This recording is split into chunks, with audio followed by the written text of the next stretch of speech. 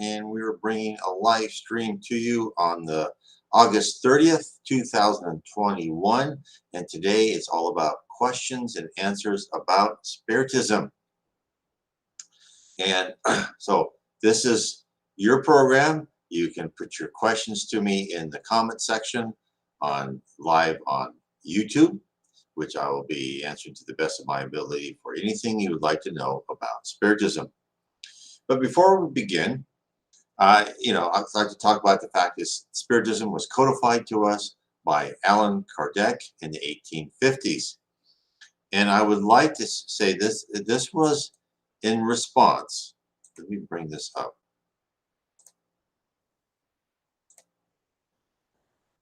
And Spiritism was brought because of what was in the New Testament. If you love me, keep my commands, and I'll ask the Father, and he'll give you another consoler to help you and be with you forever, the Spirit of truth. The world cannot accept him because it neither sees him nor knows him. But you know him, for he lives with you and will be in you. And that's John chapter 14, verses 15 to 17. And also is but the consoler, the Holy Spirit, whom the Father will send in my name, will teach you all things and will remind you of everything I have said to you. New Testament, John 14, verse 26. So what happened? So this was delivered to us, and it was codified by Allan Kardec, and this was in the 1850s. The Spirit of Truth organized a whole group of spirits who then would talk to different mediums, because what Allan Kardec did is he wrote a series of 1,019 questions, put these questions to different mediums, and if the mediums did not communicate with spirits and get the same or similar answer, he did not put them in his book, the Spirits book. So I wanted to go over that. So if there's any questions, please put them now. If not, I will come up with questions that people have asked me in the past.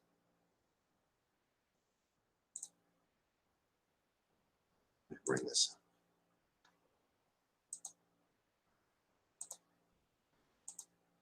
And also I'd like to say, before I start, for people who are interested in Spiritism, you can download my books free on PDF on Spiritism 101 on nwspiritism.com. So one of the major questions I get a lot of is, how can I communicate with spirits? And for those, and of course I want to make sure Spiritism is not just that, but for those who are interested in it, is that it must be carefully done. And that's why I would recommend that you really read this book before you do anything else, is The Medium's Book by Allan Kardec. You can get this book free on PDF. Now in Spiritist centers, they have classes for mediumship. Now, I know if you're in the English-speaking world, you're not going to see many, because most of the Spiritist centers are in Brazil, but there are some in the United States and in Europe and in England.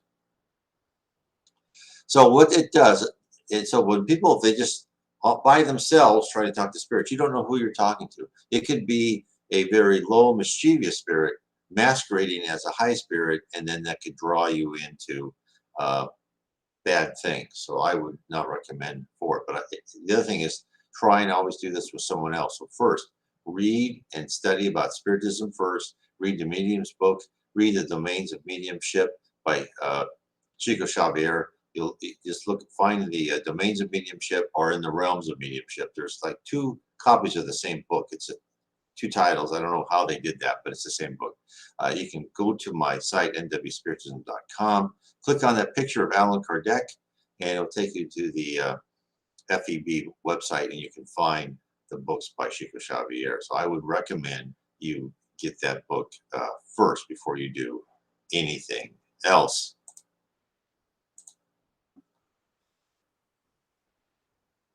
So we carry on with communicating with spirits.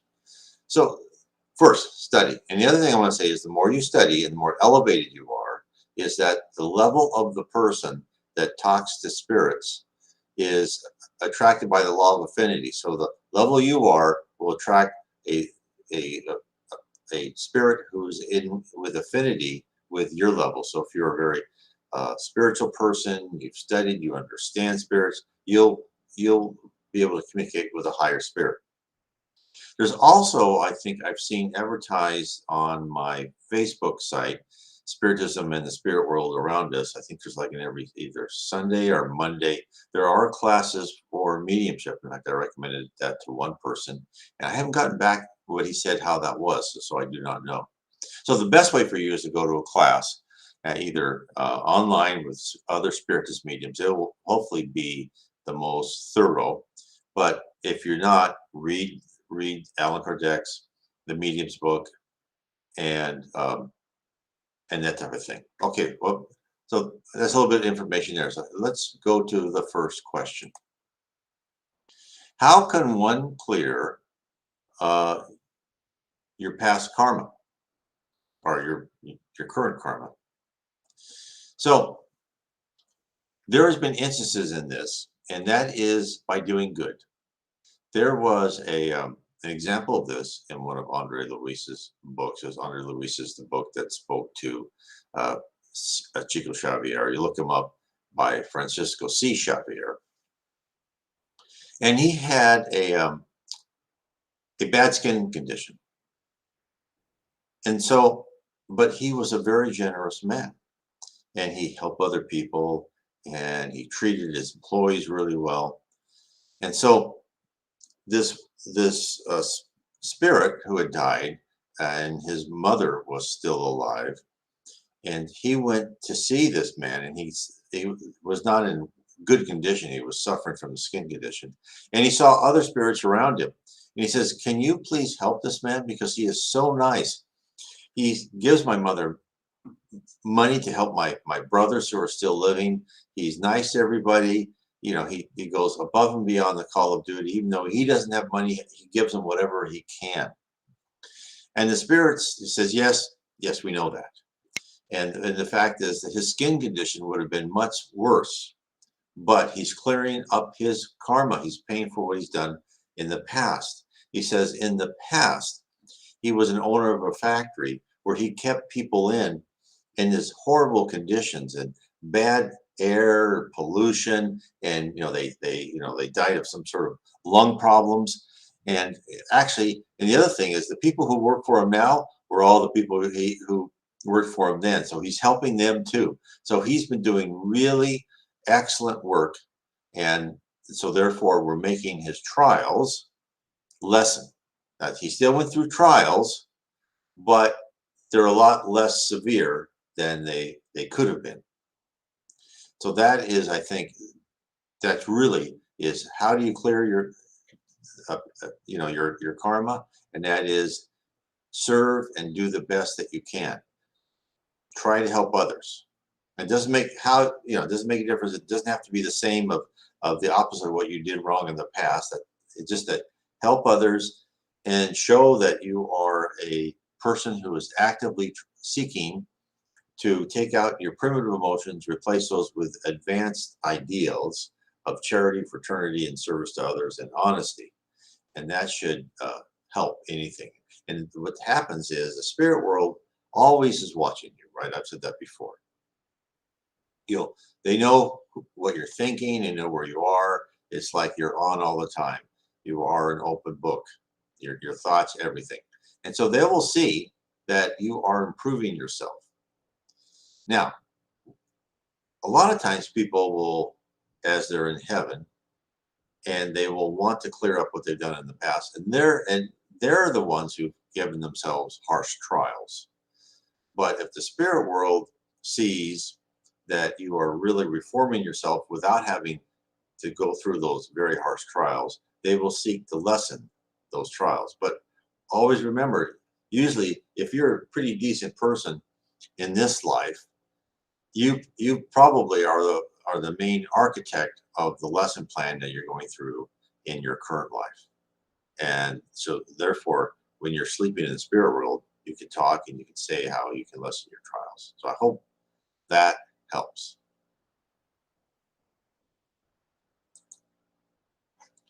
Where was I? Yes. So as I was saying about communicate with spirit. So the first thing, so first prepare yourself and study. And then what I would do is what people have done in the past is you pick a time, let's say 7 o'clock on Tuesday nights, and you meditate. And you just meditate and you ask for guidance and you ask for help. And if you set up that regular time, the spirits will know that you're setting up that regular time. And then if you want to communicate with spirits, then what people do is they'll take a piece of paper, they'll have they'll go into a room like with a table, and they won't make it bright, not like this. They'll make it, like one little LED light on or something like that. They'll have paper and a pencil, and they will sit there. And this is not easy. First, you sit at the table, you say a prayer, you try and get your mind. I know you can never. When people say blank out your mind, that's impossible. I don't think you can blank out your mind, but you can be as calm as possible. You can say, "I'm open to anything," and then you can see if you have some sort of inspiration that's not coming from your own imagination. And this is the toughest part, right? Not coming from your own imagination, and then you can start writing it down. So start writing it down and see if it makes sense. And then the next Tuesday at 7 o'clock, do it again. And in fact, the Reverend G. Val Owen, who's written, Beyond the Veil, which I talk a lot about in my books, Heaven and Below, Spirits and Spirit Universe, and How We're Guided by Spirits. And he was an Anglican vicar, right? And he spent, I can't remember, maybe 10 years. He didn't believe that he could talk to spirits. He just thought, no, this is my own imagination. He was very reluctant. And so some people, it takes a long time. In fact, the spirit world says that's one of the great weaknesses when people try to be mediums, is they just can't believe that this isn't their imagination. So you just have to relax and see if there's things that are said to you that are you would not even think about. I think that's the key. If there are things that are beyond the realm of what you would ever consider, then I would say that you're probably getting decent communication. So I would start with that, and then if you can, is have other people who want to be mediums with you or are already mediums work with them too. But study, display, and meditate. Like those are some of the most important things. Okay, let's go on to the second question. How can I learn from past life mistakes if I can't remember my past lives? I can't tell you how many times I get this question, either comments on YouTube, email to me, or wherever. And a lot of people ask for past life regression.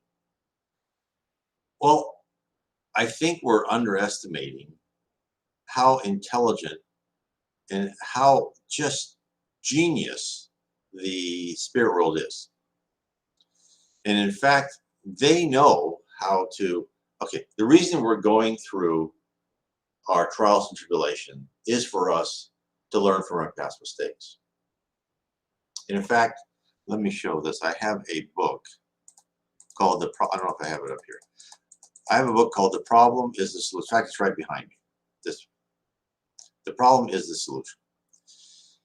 What it says is if these things happen to you, this is probably what you did in the past. But you don't really need to know that, because the way the spirit world works is they're going to set up the stimuli so you will learn from the past. Let me give you an example. Me. So I've been told in Spiritism meetings that I have been in a position of power, and instead of helping the people in charge, I have tried to make myself rich.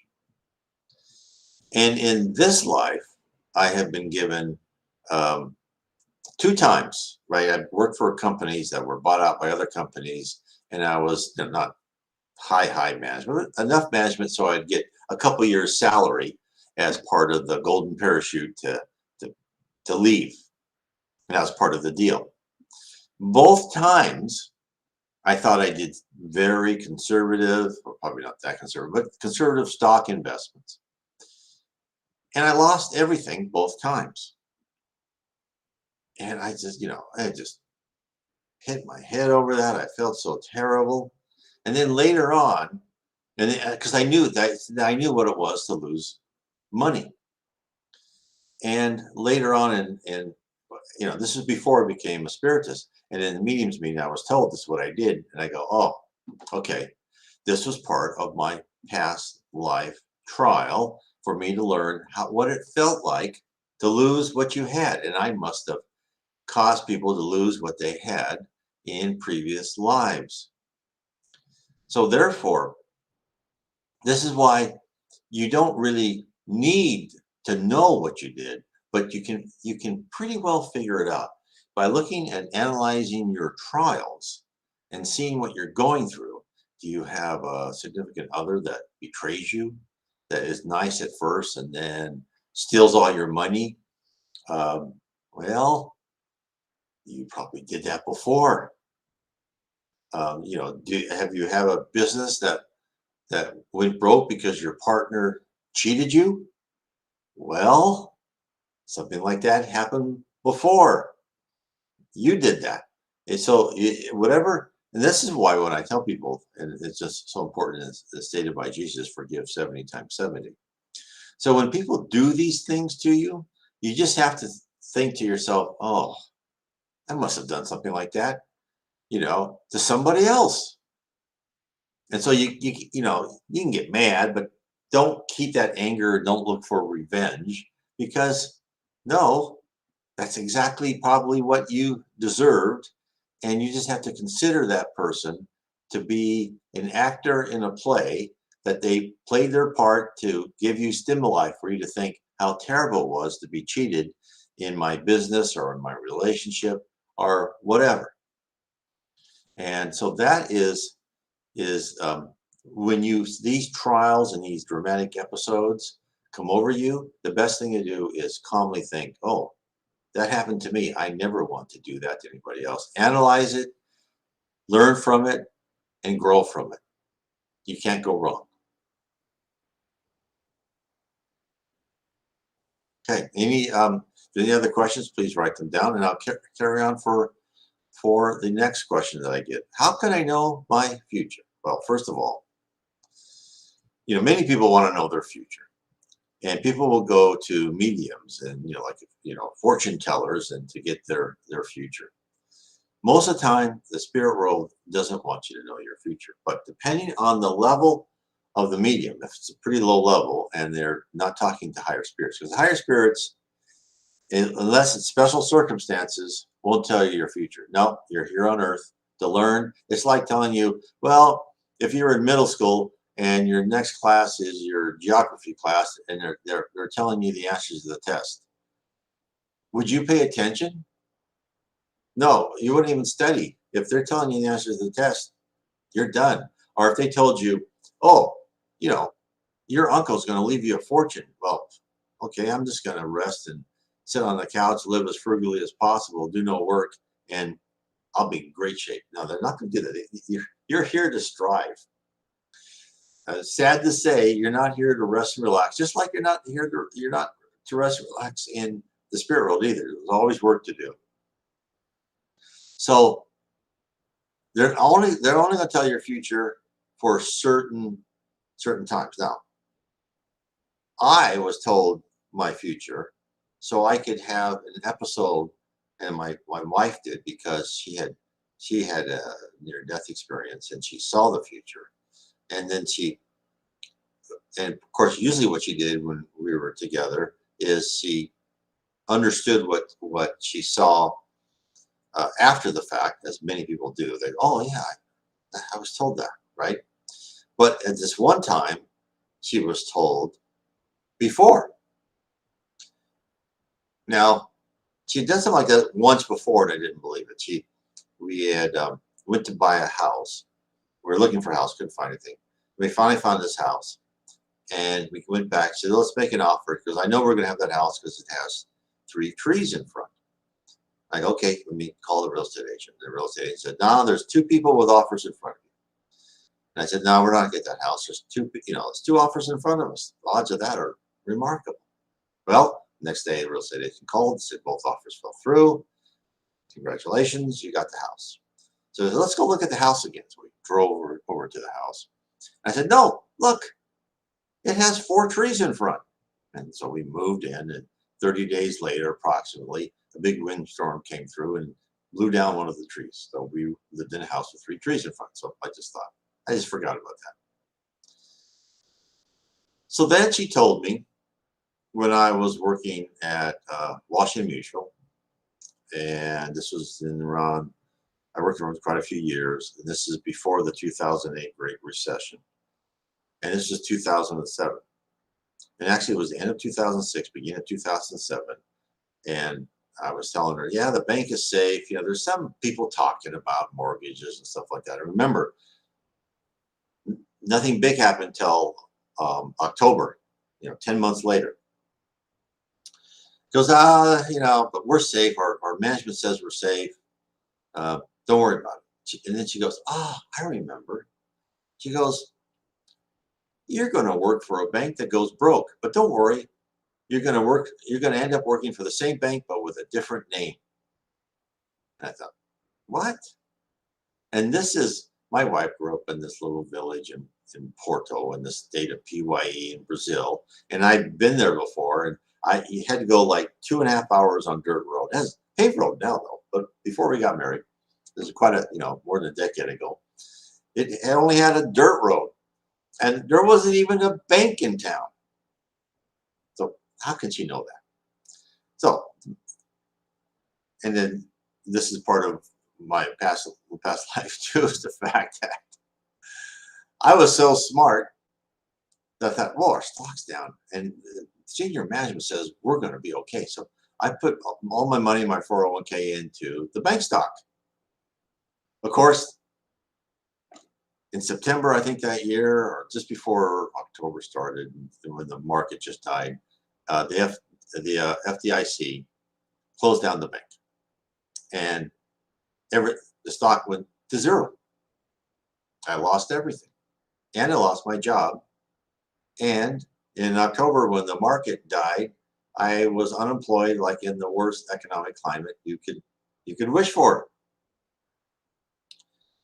Now,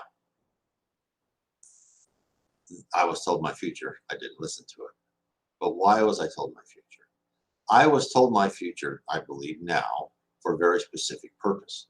For me to think is what happened is I looked for a job, always came in second.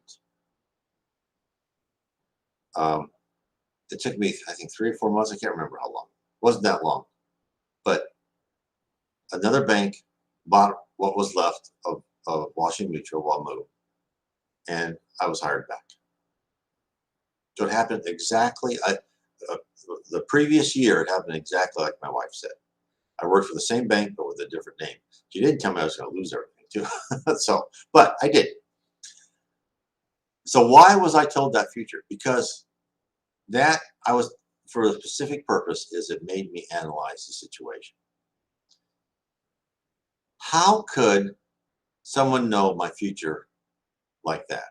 Now, we've all had people we've talked about the future and say, yeah, this is going to happen. It's all been fuzzy. She told me before, yeah, I was told I was going to marry a foreigner, and, like, yeah, everyone's told that you're going to meet someone tall, dark, and handsome, or you're going to meet someone, a beautiful woman, or whatever. You hear that all the time and you just dismiss it. But this was, here's this woman from the city, didn't even know what, didn't even have a bank in her town. And yet she knew exactly what's going on. And therefore, that got me questioning is, okay, if she knows that, the probability is so low as to make it practically impossible that she could be that specific.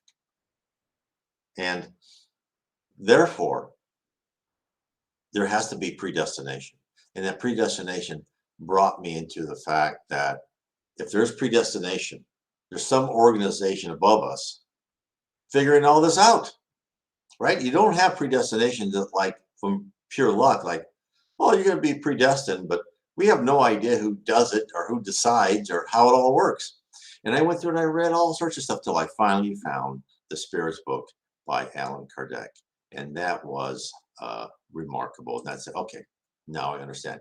And that's what Spiritism does. It explains the processes, why you're here, reincarnation, karma, all that. Okay, we have another question. Okay, how do you be yourself when you aren't sure who you are? I'm always questioning how I talk. Do I sound weird? Will they like me? I'm not sure who to be or who I am.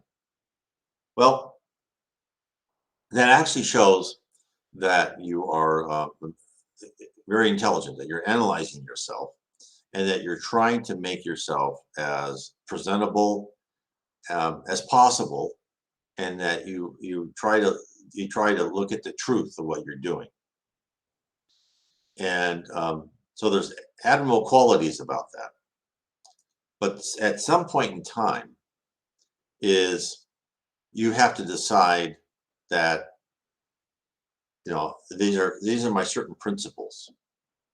And if something, so you can, and I do the same thing. Everyone does. It's it depending on situation depends on how you approach people, how do you communicate with people, right? It's all situational awareness.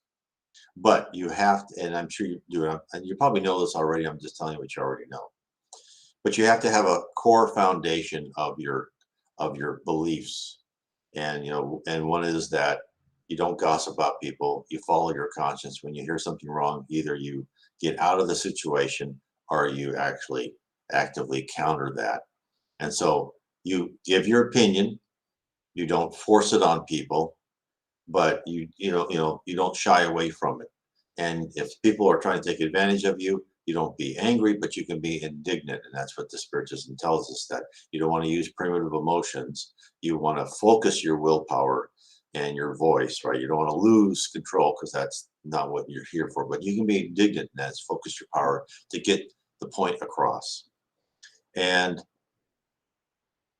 so don't worry about sounding weird, because anybody who's probably on this program and talks about spirits and spiritism is going to sound weird to a lot of people. So what I do is I will, if I'm talking about spiritism and I'm talking about the spirit world and predestination, I will say some things like talk about reincarnation. If they ask me more questions, then I will carry on. If they don't, I know they're not interested. And I've done that quite a few times. In fact, one of a guy I used to work for, wonderful person, and I started talking to him about spirits and spiritism.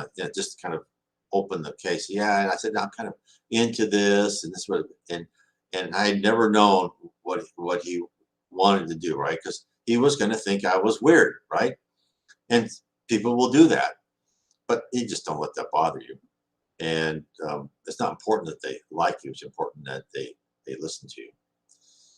And then he said, oh yeah.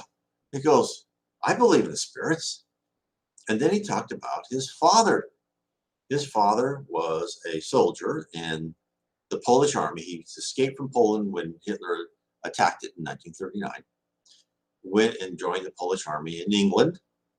And of course, there was the whole Polish division. I forgot how many there. And they went through in Europe. And he says, yeah, my father, every morning before they went and they were going to, scout the enemy or go on patrol, he would be told by the spirits, goes, now, the ambush is going to be set up here. And so watch for that ambush. The next ambush will be over there. And so the other soldiers in his I don't know, platoon or whatever, they would put him in front and they listened to everything he said. And they were very successful. He didn't get killed. Spirits wanted him alive. And he even said his father knew what house he was going to be in. He saw the house when he was taken out of the army. In fact, the other thing my friend said is that the Polish country came back and said, well, why don't you move back to Poland? But he found out that all these young men that he was in war with, when they went back to Poland, they died like a month later of a heart attack. So the communists wanted all the people who could think for themselves dead. So, of course, he didn't go back. Of course, then he ended up going from England to immigrating to America. So you just have to take the chance. And and if you're not sure who to be or who I am, you're going through this period of deciding what your basic belief system is. And once you decide what your basic core belief system is, then and already I know that you're a very honest and good person, and that's the most important thing there is. And so don't be afraid to show that, to shine that out. And you know, and I know in our culture that makes you sound like you're a pushover or weak, but don't worry about that. Our culture is misguided at this point in time, and it will change. So I hope I answer. I know I didn't answer that question very well, but I hope that that helps. So where was? Oh yes, how can I know my future? So in my future, that led me to look for everything. I mean, it was like I looked like different books and different ideas. Like, do we live in a 3D hologram? It's kind of do, but it didn't show anything else. I forgot who it was, but it's like we're on a DVD player, and the whole story's already written, and yet we don't know because we're in the middle of it. Well, there's some truth to that, but that's not exactly how it works. The Spiritism tells us that we have predestined episodes and trials. In fact, someone asked me this question before: is why should I try anything? Everything is predestined, and I have no choice. Well, that's not true. You have a choice. And the fact is that the trials and tribulation, maybe who you're going to marry, the job you do, the house that gets blown up by a tornado or whatever, those are predestined. But your choice of being during that trial and tribulation, your choices of still being nice to people, doing the honest thing, helping others, having a good character, not losing your temper, which I'm still working on. That's all free will. In fact, in one of the books, Andre Luis asks, what, what's the difference? This predestination. What choice do we have? And he was given this example. He said, look, if there is a person who committed murder in the past, and in his present life, he's going to be arrested for committing murder, or even if it wasn't fair, but he got, for the last time, and he was sentenced to life in prison. Now, that was predestined. But he says what's not predestined is, does he help other prisoners? Does he help the warden? Is he a good contributor to the life he has, even though it's not a good life, but what's his character and attitude within that life? Okay, let's see this one. Okay, says from Sonny Campbell. Hi, I hope you are well. I am very well. For around 10 years, I've been seeing numbers repeatedly. I'm very spiritual and meditate a lot. Is this all in my head, or are the number sequences meaningful? So I would say they're probably meaningful, and they are trying to send you something. So I mean, and you can look this up. I don't want to go through all the litany, but there's a lot of people will show you what different numbers mean. And what I would do is it's like dreams, right? Or visions that you have. Is what I do if I have, and I'm not a medium. I'll tell you that right now. But sometimes I will have dreams, and I will write them down. And when I write them down, then every so often I check them. And then you might want to do those with your numbers, right? And then read about what different numbers mean, because I could go for a long time, and I don't remember. I always look it up, like 1111 and those type of things. Read what those numbers mean, but write them down and at the date that you saw them, and then how many times you've seen them. Because it could be years before you understand what they mean. So like in my dreams, I had a dream, and this was more than 10 years ago. Yeah, more than 10 years ago, because I've been writing for 10 years. Um, this is like 2 years before I started writing. I had a dream that I was kind of walking around and this lady on this tight-fitting trench coat came up to me and handed me a pin. And I go, well, why do I want this pin? She goes, oh, you're going to write this, you know. And I felt like I knew her, but it goes, well, why would I want to write? I'm not a writer. She goes, you have been in the past. And so that was the dream. It was really real to me. I wrote it down. Didn't think anything of it. A year later, after I'd found Spiritism, I really had the urge to start creating my blog, nwspiritism.com, and I started writing articles. And of course, from the articles, then I started writing books and so forth. And then that's when I learned to go back and look at my dreams and analyze them. And some dreams, and I would write down what my interpretation was at a certain date. Like I'd think, this is what I think it means. And then I would say, oh no. And then something would happen. I go, oh, this is what it means. It's just like when my wife and I go to spiritist meetings and we're given communications by the spirits, and they tell us something, and this is why when people are prophets or get information, we all expect everybody to know exactly what they mean, but you can interpret different words. I mean, it's tough. And we go, and we think we know what this meant, but no, it meant something else. And then I had another another dream, and it was I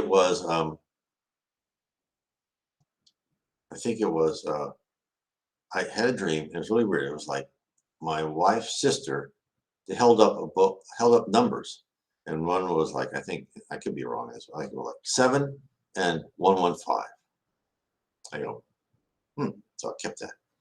And then I decided, I had talked to this woman. She says, yeah, you need to write a book more personal of how you found Spiritism and what it means to you. And that's when I wrote the 7 Tenets of Spiritism. And that was my 5th book with 150 pages. I forgot how many pages, but it was exactly the number of the book and how many pages it was. And the other thing before that is when I was writing the book and I was sitting at this meeting table and I had this vision of a stone, skipping in the water. And I sent the book to have the book cover made. And the book cover, you can see behind me, 7 Tenets of Spiritism, with a bunch of stones on top of water. So, I mean, these things I'm saying, they were meaningful to me, and I think they're meaningful to you. Otherwise, why would you see them a lot? So that's my answer. And then I will show this comment here. It says, love your channel, by the way. So thank you very much, Sonny. I really appreciate that. Where are we? Okay. So yeah, so dreams are important. Now, what dreams are is, as spiritists tell us, in fact, even other Catholic saints have said that every time you sleep, you go into the spirit world, is that you really do go into the spirit world. This is like you're free. This body we have is like a diving suit, and we can get out of that diving suit into the real world, the spirit world, and we can go back, and that's kind of our rest and relaxation from being on earth, because being on earth is tough, right? The spirits will tell you that when they have to come down to earth and they see all this darkness, and I mean by darkness, I mean spiritual darkness, anxiety, primitive emotions, they'll see people, right? When a spirit sees a person, okay, when we see a person, we see the outside of the person. Oh, they're nice looking, or, whatever. But the spirits, they see the spiritual maturity, the spiritual level of the person. So if they see a person that is bright or brighter, they'll say, oh, that person is spiritually advanced. If they see a person very dark, they'll know that person is not spiritually advanced. And so they can see right through us. And again, when people think about we live in a world of spirits, and Chico Xavier said, in the lower level where a lot of spirits exist all around us, the lower level starts at the tip of your nose. They're around us, and there are immature spirits always giving us bad advice, right? And that's why that's why we're in this boot camp called Earth, so we can learn to ignore the bad advice. We can filter everything through our conscience. And that's why it's important for us to really study Spiritism and study anything that is morally elevated, and to try to live it as much as possible. And I'm not saying I'm perfect or anyone, I'm so far from perfect, it's ridiculous. But I think I've gotten better, right? I lose my temper less. I still lose my temper.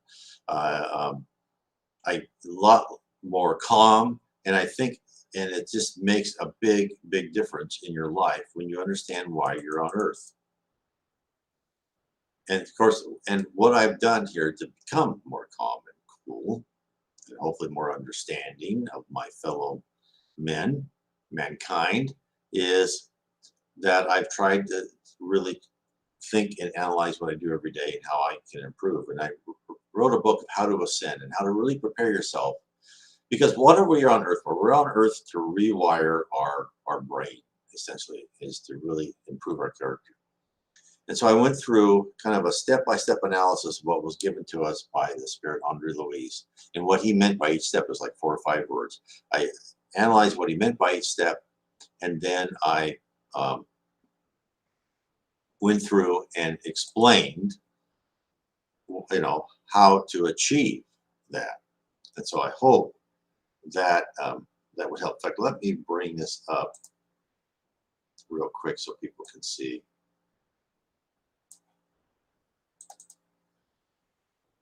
Because I think that people, the more that they are relaxed and listen to their conscience, really that's the whole thing, is follow the golden rule and listen to your conscience.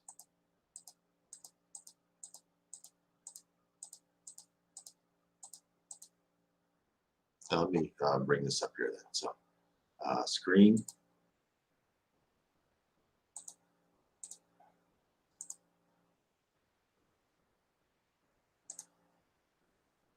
Okay.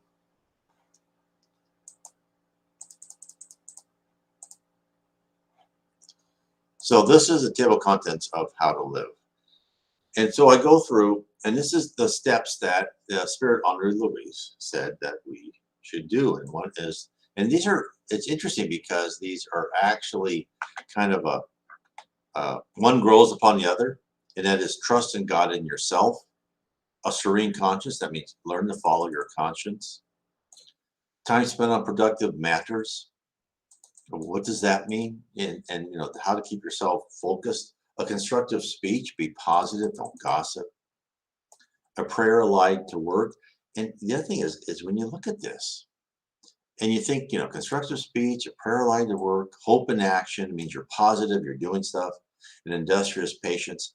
If you're going for a job interview, what would a company want? They want someone who's positive, who, wants to get the work done, is patient, doesn't lose their temper, dispassionate opinion, you can analyze things, the blessing of comprehension, a participation in everyone's progress. All these type of things are there.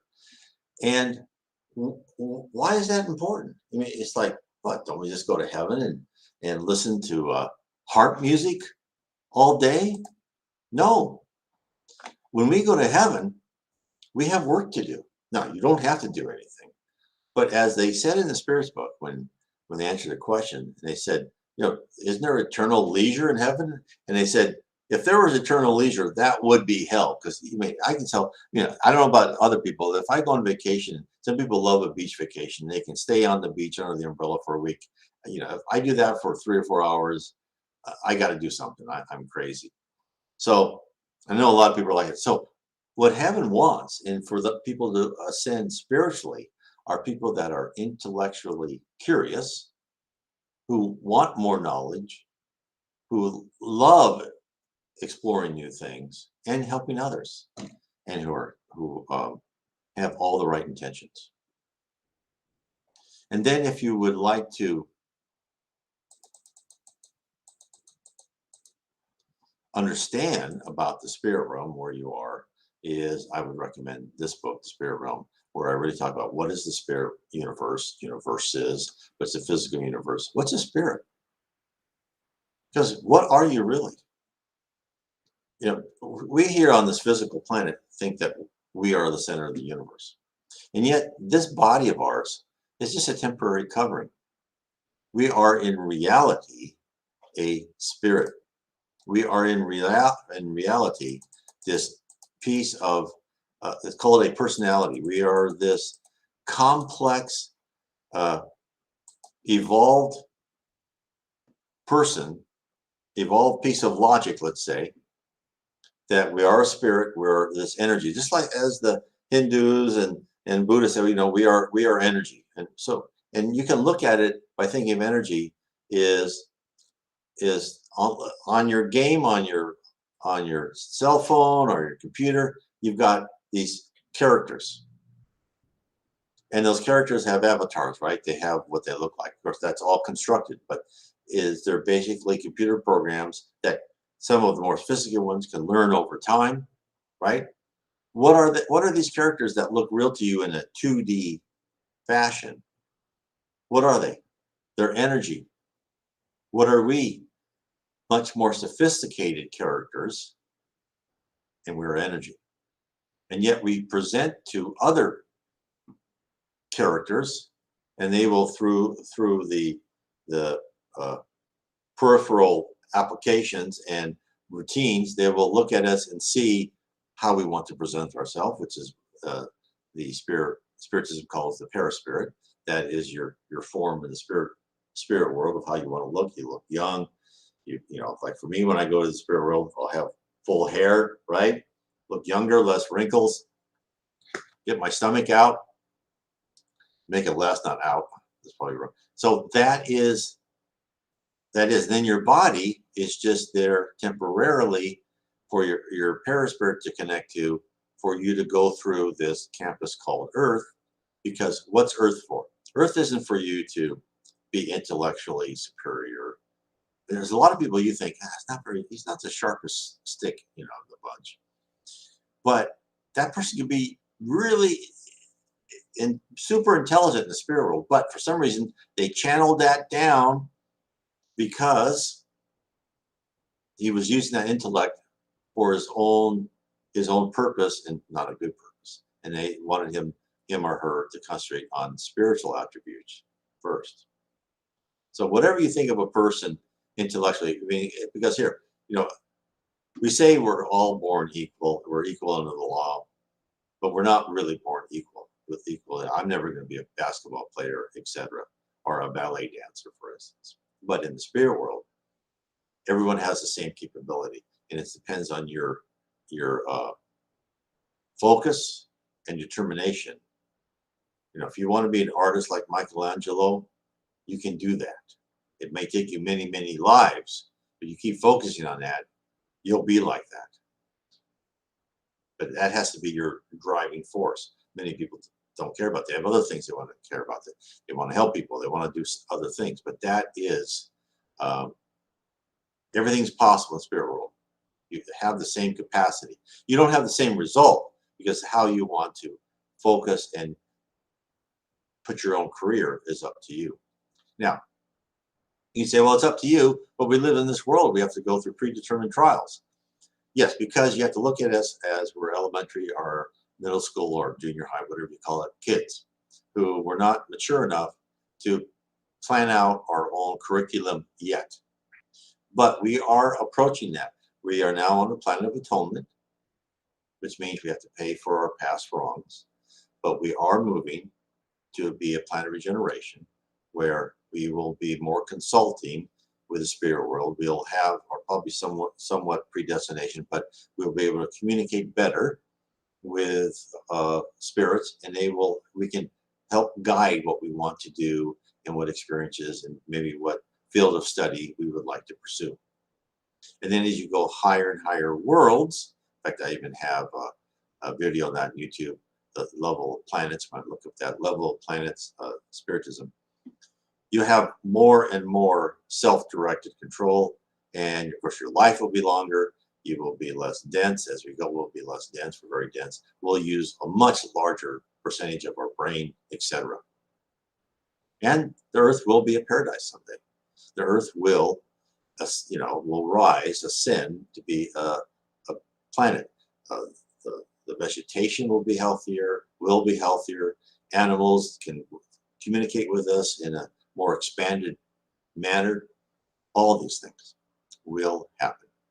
So I want to leave it there. I just want to say thank you for everyone for being part of our question and answer. I will try and do this every Monday, so please join us. And God bless everyone.